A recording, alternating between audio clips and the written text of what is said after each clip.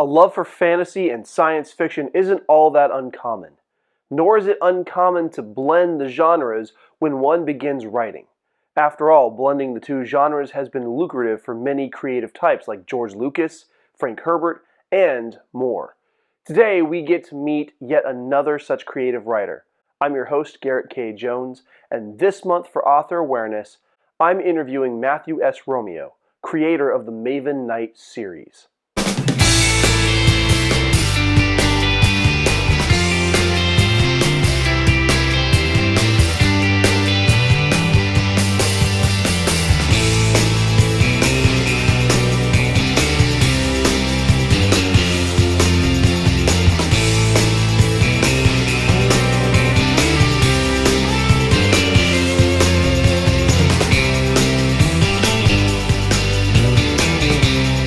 Happy Saturday and welcome to my channel.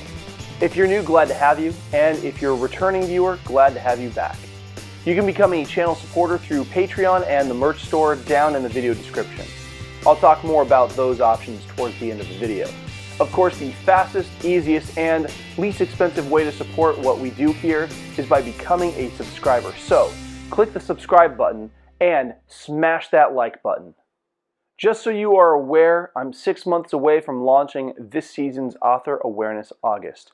I'm already cultivating a great selection of authors for a marathon who are local to my area. While I do focus on getting indie authors some publicity, I have a soft spot in my heart for those creators living a stone's throw from my own location. So, the bulk of Author Awareness August will be focusing on local indie authors. Last week I celebrated my 150th episode by including a special interview with best-selling UK author Tim Leben. Tim has a fantastic collection of original books like his Relic series, as well as a variety of novels based on popular IPs. Two of my favorites have been Aliens Out of the Shadows, which is set between the events of Alien and Aliens, and Firefly Generations, which explores a bit more of the verse and River Tam's personal history. Now, if you missed last week's milestone episode, you can find that linked at the end of the video or by clicking the link up in the right-hand corner. Before going any further with the video, be sure to subscribe and click the bell icon for notifications on new videos. You can select notifications for all videos, or you can select notifications based on your preferences.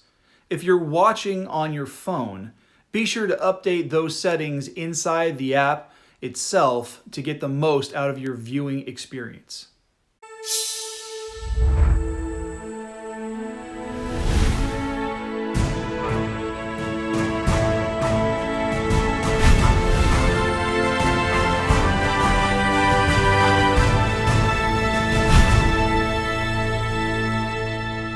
So I connected with this month's interviewee a while ago, bonding over our mutual love for Star Wars because, let's face it, all the best people love Star Wars. Matthew featured me several months ago on his Instagram live interview series, and I wanted to do the same for him. Hope you enjoy the conversation. All right. Hey, Matt, thank you for joining me. So tell me about your work and what you write. Hey, thanks for having me on, Garrett. So I am Matthew Romeo. I am the author of the Maven Knight Trilogy. I primarily write science fiction with a little bit of fantasy, but I am branching out into writing full-on epic fantasy, which is the present work that I am currently editing is Battle Bond, Book 1 of the Seawyrth Chronicles.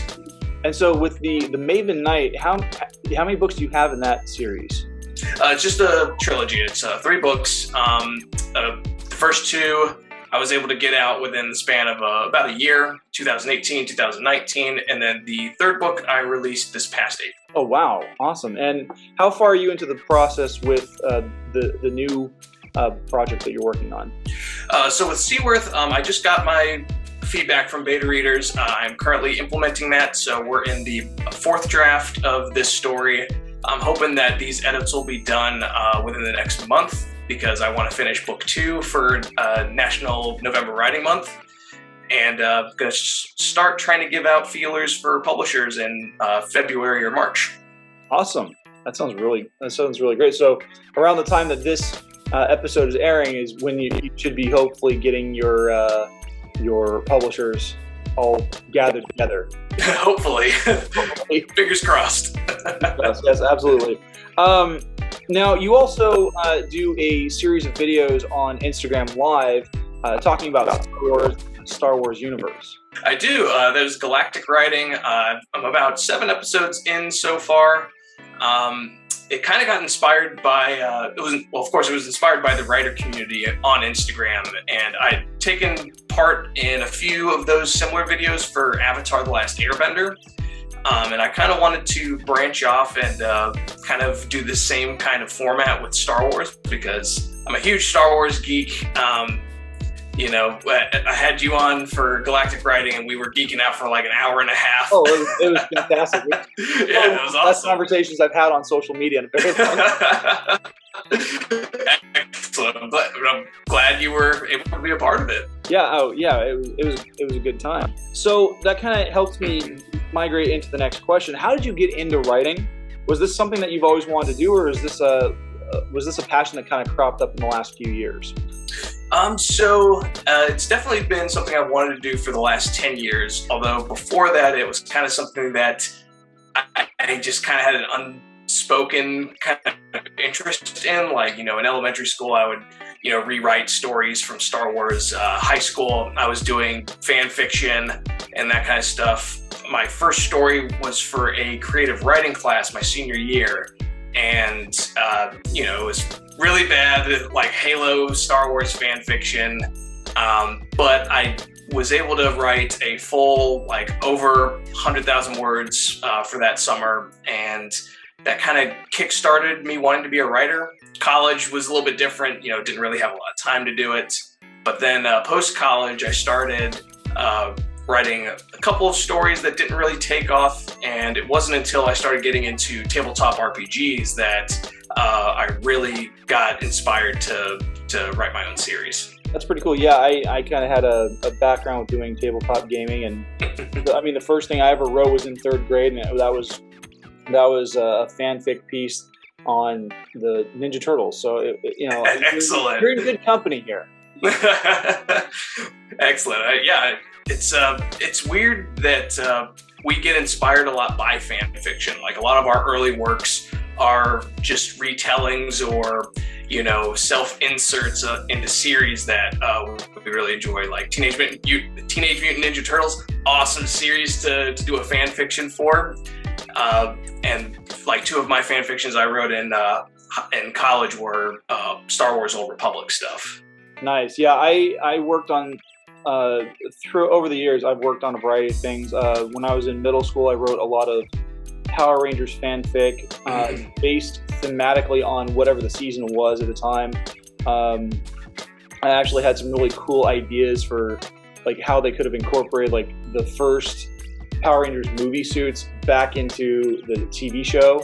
I thought that would have been really cool, because I had a really cool design for the Green Ranger where like the diamond would have been gold and would have lifted off, and then the shield would have wrapped around my shoulders. But, you know, make it more anamorphic in the way it's designed. Oh, that's cool. But unfortunately, a lot of those things actually kind of helped segue themselves into the characters I developed for my series. So I'm totally with you on how much of an inspiration fan fiction can be. But you've already talked about inspiration kind of segueing into that automatically. Aside from some of the IPs that you enjoy, are there other things that you draw inspiration from, like music or film or anything else? Yeah, I definitely draw a lot of inspiration from, particularly in my case, it's been Netflix shows. Like Netflix was a big up and coming contender when I started writing the Maven Knight. I had just started watching. Or I'd finished watching Stranger Things by the time I was ready to publish the first Maven Knight. Another inspiration that I took for the first Maven Knight was Mad Max Fury Road. I'd never really been into Mad Max until I saw that movie, and that kind of kick-started me into wanting to do a bit of, have a bit of dystopian-esque stuff in that book, like the buzzards in Mad Max Fury Road were like, that was one of the biggest takeaways I had from that movie. Those guys were cool. And then with music-wise, I'm a soundtrack kind of guy. Like I get my hype from John Williams, Hans Zimmer, Alan Silvestri. So anytime I'm writing, I'm kickstarting, those epic tracks from like Avengers, The Dark Knight, Man of Steel, and of course Star Wars. Absolutely, and I'm kind of with you there on soundtracks. One soundtrack that has always kind of stood out to me just over the last decade has been the soundtrack for Tron Legacy. Because that's a good one. Even though it's Daft Punk and it's technically classified as electronica, the symphonic quality of the score is really good. I can pretty much turn it on and listen to it and just appreciate it. There's a couple of pieces that remind me of memories of driving down the road, especially when they first escape and get off the grid onto the Outlands. That whole track, I'm just like, it reminds me of driving down the highway with nobody else around me. And it's like, that's kind of a cool feeling that even 10 years, 11 years down the line, I'm able to go back and I can still remember how that song first made me feel. That's the great thing about music is like, it has just such it cues up your brain for like the first time you heard that track. It's like, it's like, as you said, you were driving down a road. So like anytime you hear that, it just instantly takes you right back to that moment. Oh yeah. They're like, what's funny now is because I grew up in the 80s for the most part. And there are songs that were popular in like 85, 86, 87, all the way through the end of the 80s. And like, I'll hear them for the first time in decades. And I'm just like, whoa. I'm transported to like before I turned 10, and I'm like, this is weird. Like this memory of me, like I can't remember what the name of the song was or who it was by. I could have sworn like when I was a kid that it was a George Michael song, but it because it just sounds similar to his style. But I heard it actually just this last week on the Sirius XM 80 station, and it triggered this memory of summer of '89, getting out of my mom's car at this movie theater to go see Ghostbusters 2. I'm like, that's so weird. The weirdest feeling ever. Excellent. How much that triggers. The next question I have for you is, you've talked about how the writing has been kind of a recent thing. You've been getting into it slowly, but the publishing side of things and getting things put together and finalized and out there for people to read, that's been something new. What is the hardest part or the biggest challenge that you have encountered in getting your work out there? It definitely is the marketing aspect of this, especially for someone who's self-published. Back in 2018, when I published the first Maven Knight book, I would be by myself. There was no manual for it. I didn't have a writer community to kind of fall back on. Didn't have any writer friends to ask any questions.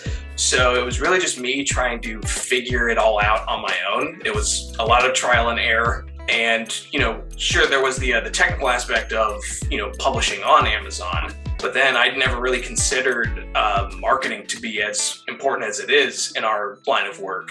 Yeah. So when I first released it, I had, maybe a dozen or so people interested in it because of a Facebook group. But after that, it was...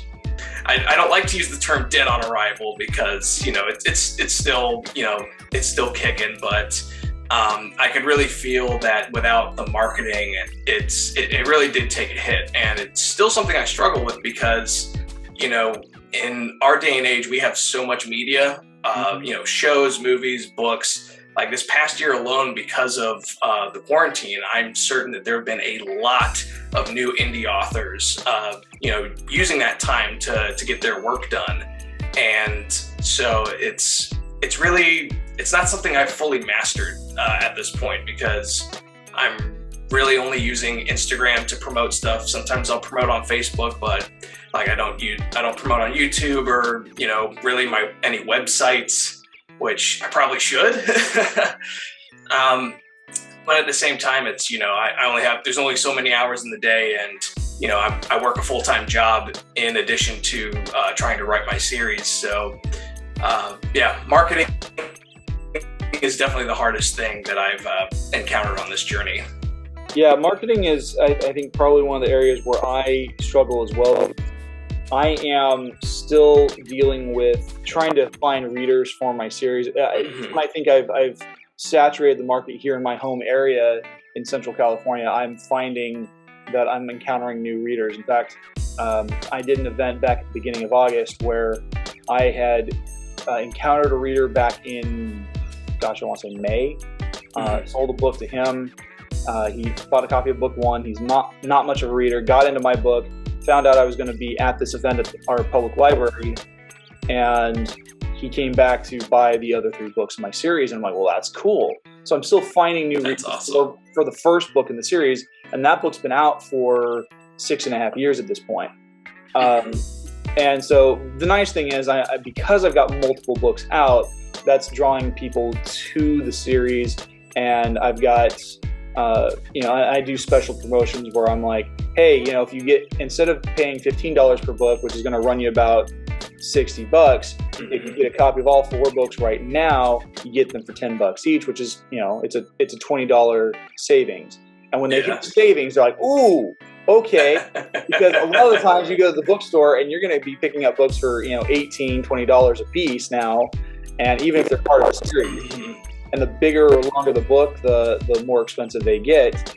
And especially if they're like a hardback or they're brand new or whatever. And that's another thing. It's from what I understand about a lot of readers, just a lot of consumers of media in general in our generation. It's people are binge readers. They're binge watchers, so they want to wait for the series to be complete so that they can just rush right through it, get the whole story, and not really have to wait for anything. So. I am kind of glad that I have a complete series now so that I can promote it as, hey, the whole series is out if you want to binge it. Exactly. It gives them that opportunity. I mean, and for me, like the first 4 books in my series, they cover one generation of characters. So, while I'm writing book 5, I've got, these group of characters that readers can read and get to know. And then once book 5 is out, they're like, okay, here's the next generation. You get to some familiar faces, but for the most part, a brand new cast of characters that you're going to get introduced to. Gotcha. Yeah, that's a good marketing tool as well, because it's like, you have, if they really wanted to, they could just stick with those like first 4 books, be like, all right, this is the story that we wanted to read, and then there's more if we want to read it. But then, how most readers are, it's like they'll always want more, so they're waiting for that 5th book. Oh, exactly. In fact, I've got someone that I've connected with who is, she lives on the island of Man and in the UK, and she has read the first 4 books, and she is so eager for book 5. I asked her to be a beta reader.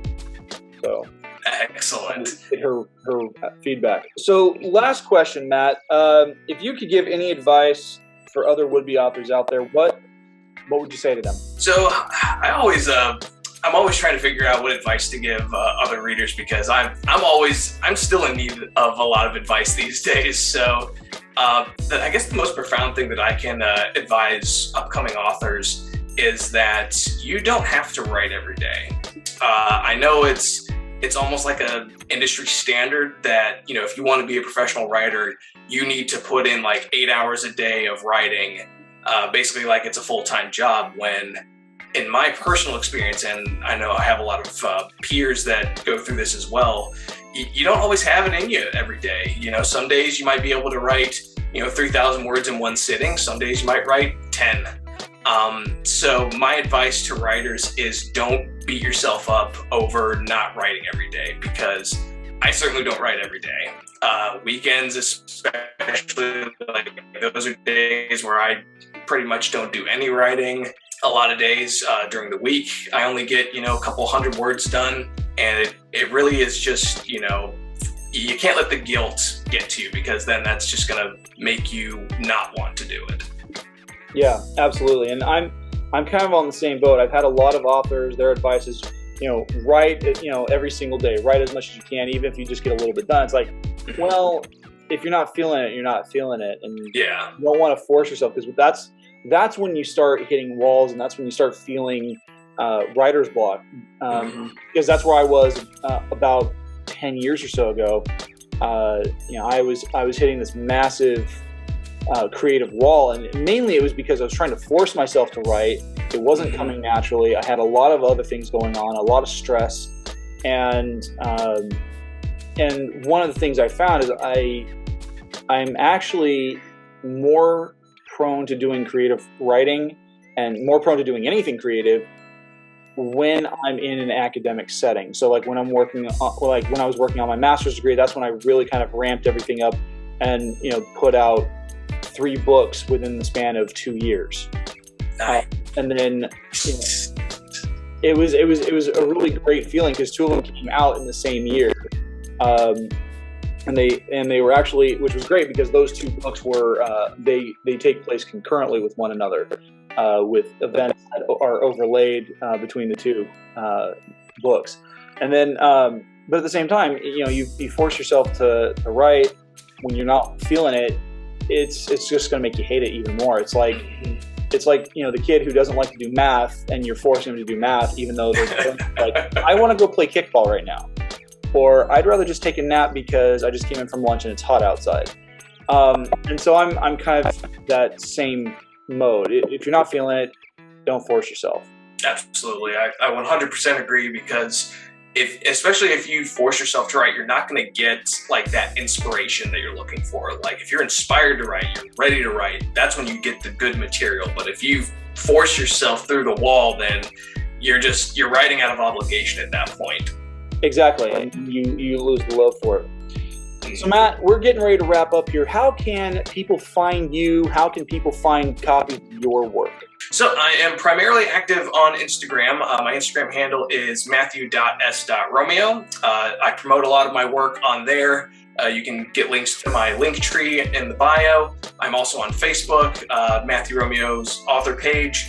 But primarily, the method you can get my books is on Amazon. The Maven Knight Trilogy by Matthew Romeo is available for ebook and paperback. Whole series is out.